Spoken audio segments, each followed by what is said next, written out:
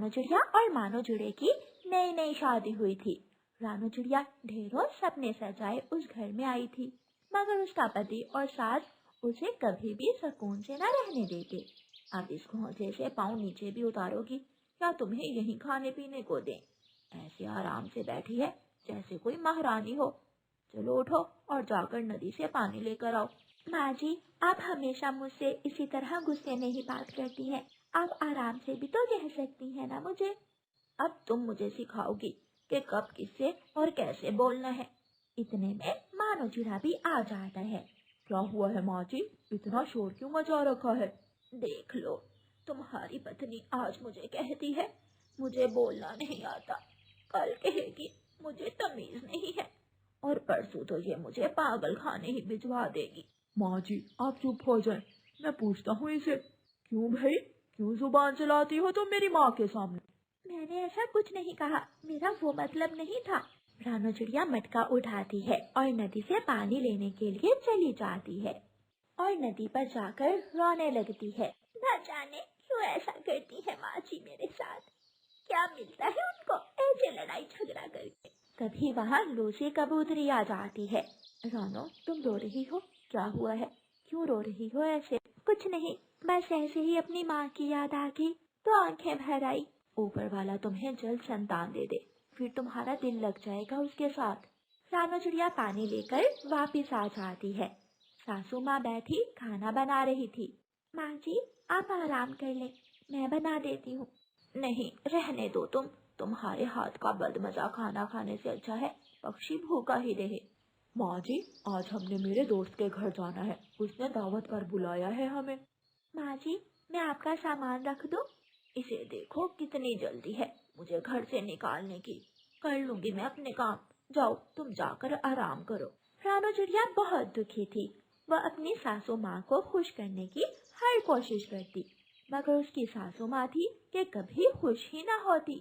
दोनों माँ बेटा दावत पर चले जाते हैं। रानो चिड़िया घर की अच्छे से सफाई करती है। रानो चिड़िया बर्तन धोती है, कपड़े धोती है और फिर झाड़ू लगाती है। सारा दिन रानो चिड़िया का काम करने में गुजर जाता है। शाम हो जाती है। रानो चिड़िया कुछ देर आराम करने के लिए लेट जाती है। तभी उसका पति और सास घर आते हैं। बहू, अरे ओ बहू, मर गई हो क्या, हर वक्त सोई रहती है। रानो चिड़िया की सास पानी का गिलास उठाकर रानो चिड़िया के मुंह पर गिरा देती है। रानो तुरंत उठती है। माँ जी, क्या हुआ माँ जी?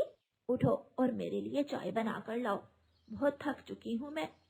रानो चिड़िया जल्दी से रसोई में जाती है और अपनी सास के लिए चाय बनाने लगती है।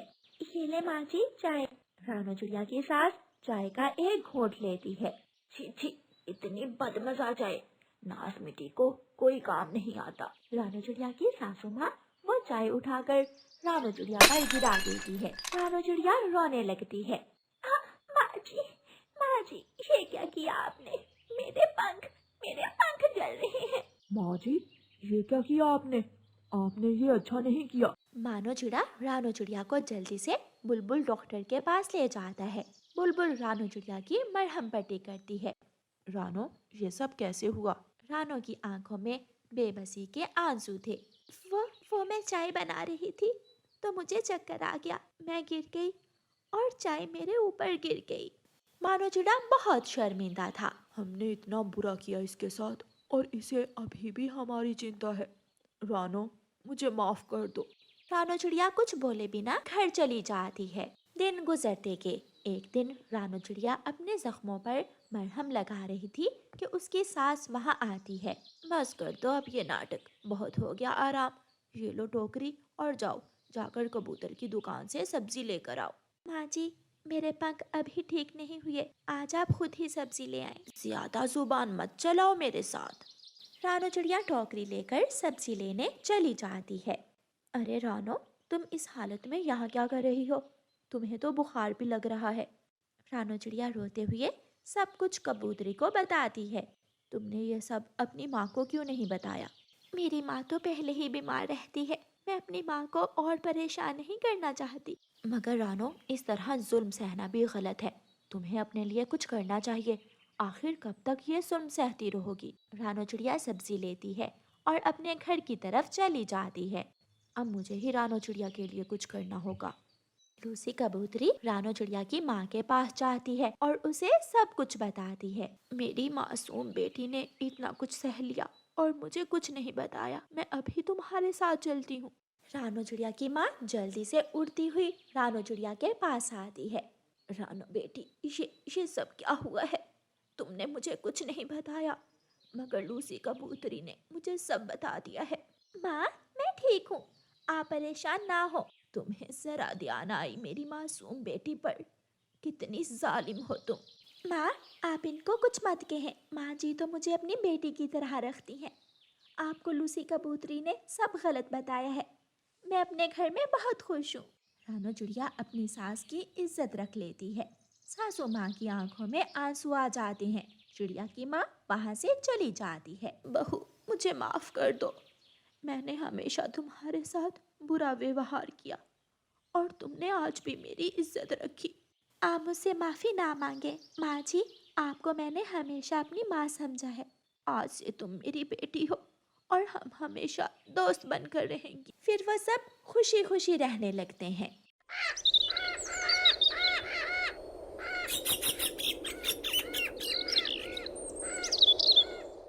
रानो चिड़िया की ऐसी कहानियाँ सुनने के लिए YouTube सर्च बार में रानो चिड़िया की कहानी लिखें या फिर ये बटन दबाकर बोलकर कहें रानो चिड़िया की कहानी।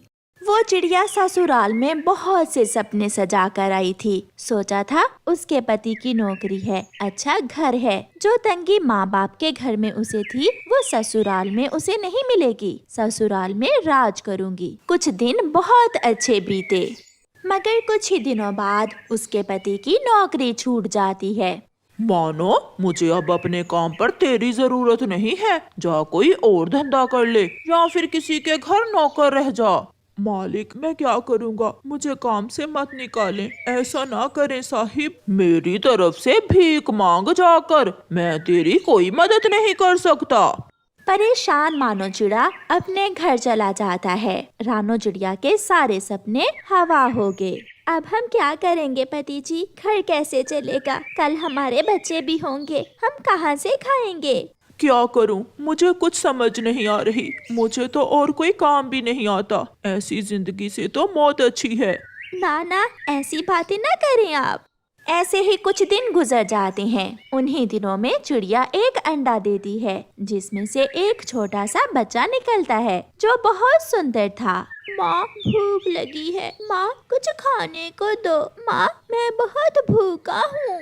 मम्मा चिड़िया अपना मुंह दूसरी तरफ करके रोने लगती है। उसका पति घर के बाहर डाल पर बैठा हुआ था। मम्मा चिड़िया वहाँ जाती है। अंडे से बच्चा निकल आया है और वो कुछ खाने को मांग रहा है। मैं क्या दूं उसे? तुम चिंता ना करो, मैं अभी कुछ करता हूँ। फिर पापा चिड़िया अपने घर से निकलता है। वो अपने पुराने दोस्त कबूतर से कुछ पैसे उधार लेता है। तुम्हारा बहुत बहुत धन्यवाद कबूतर। तुम्हारा ये एहसान मैं सारी जिंदगी याद रखूंगा। अब जाओ और अपने बच्चे को खाना लेकर दो। रास्ते में पापा चिड़िया को 2 डाकू लूट लेते हैं और उसे मारकर एक पेड़ पर फेंक देते हैं। वो चोर पैसे तो ले जाते हैं और साथ ही एक परिवार की खुशियाँ भी छीन कर ले जाते हैं। जब मम्मा चिड़िया को खबर मिलती है तो वो बहुत रोती है।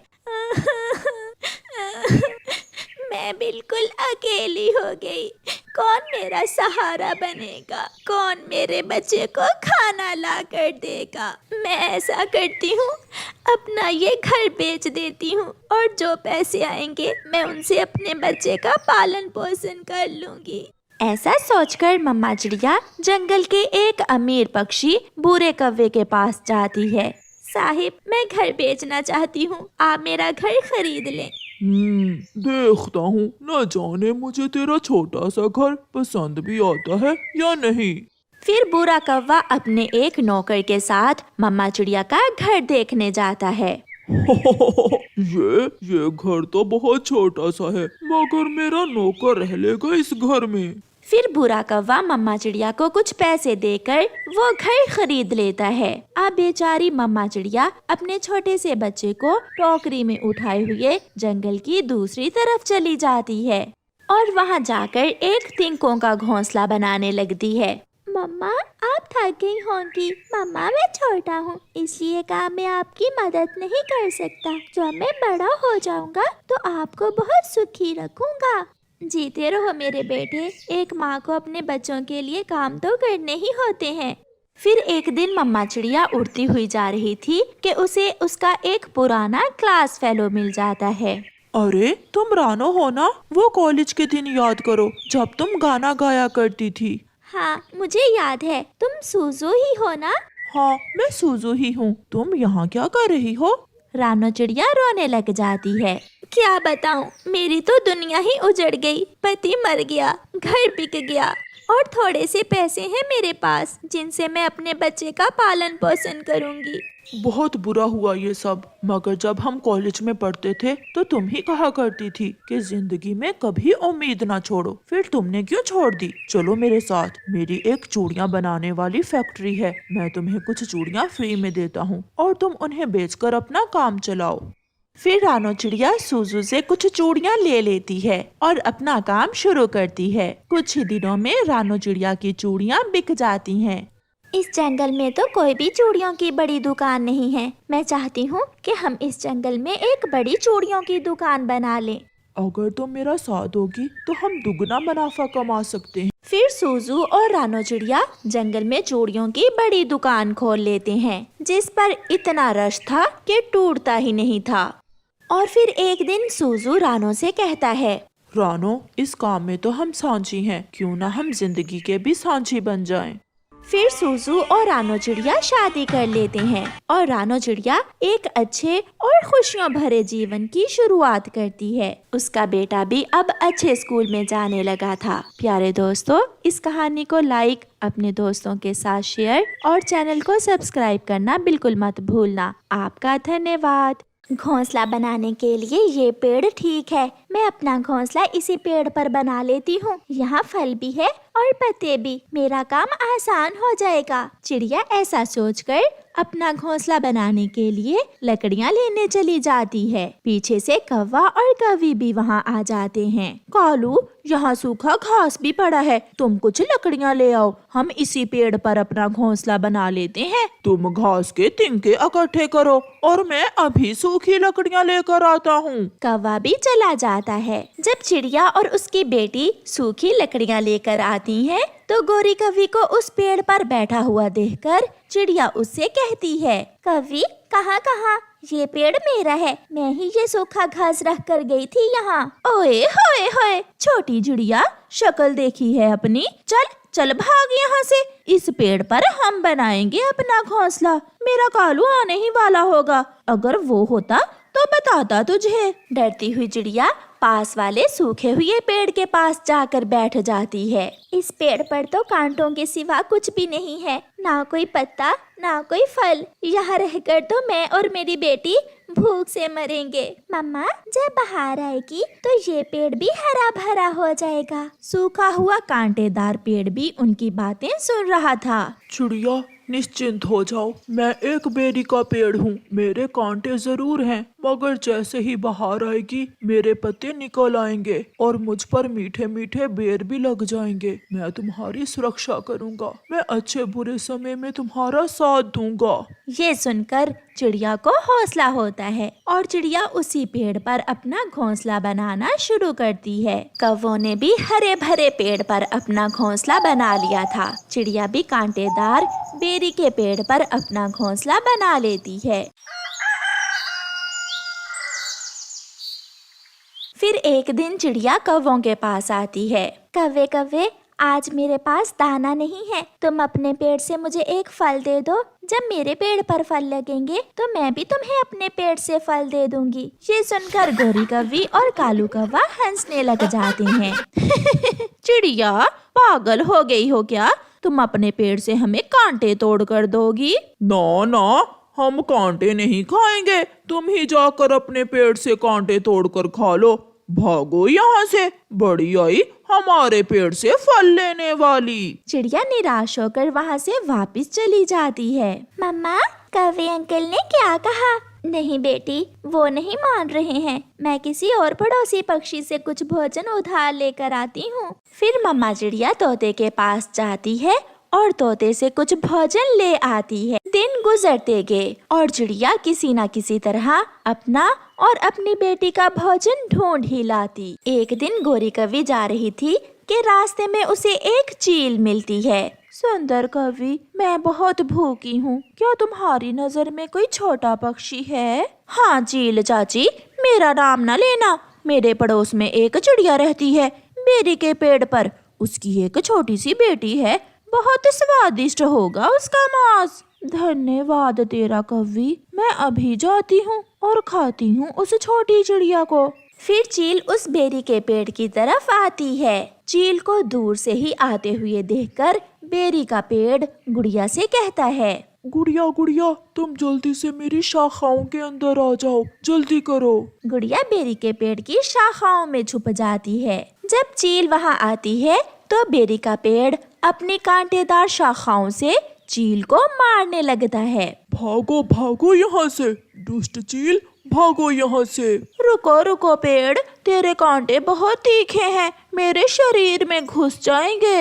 ऐसा कहते हुए चील वहाँ से भाग जाती है। मम्मा चिड़िया अपनी बेटी को सुरक्षित देखकर बहुत खुश थी। पेड़ जी, आज आपने दोस्ती का हक अदा कर दिया। कौवा और कव्वी ये देखकर बहुत जल रहे थे। ऐसे ही कुछ दिनों के बाद मौसम बदल गया, धूप तेज हो गई। कौवों का पेड़ ठंड का पेड़ था, उसके सारे पत्ते गिर गए और फल भी खत्म हो गए। दूसरी तरफ चिड़िया का गर्मियों का बेरी का पेड़ अपने जोबन पर था, जिस पर हरे भरे पत्ते ही पत्ते निकल आते हैं, और वो पेड़ चिड़िया को ठंडी छांव दे रहा था। कालू, अब तो कहीं और ही जाना होगा, यहाँ गर्मी से मेरा तो दिल घबरा रहा है। गोरी, देखो देखो, चिड़िया का पेड़ कितना हरा भरा हो गया है। इसलिए तो कहते हैं ना मौसम एक जैसे रहते हैं ना हालात। अब मैं खाऊंगी अपने बेरी के पेड़ से मीठी मीठी बेरी, और तुम अपने लिए नया पेड़ ढूंढो जाकर। रोते हुए कौवा और कव्वी वहाँ से चले जाते हैं, और चिड़िया अपने दोस्त बेरी के पेड़ पर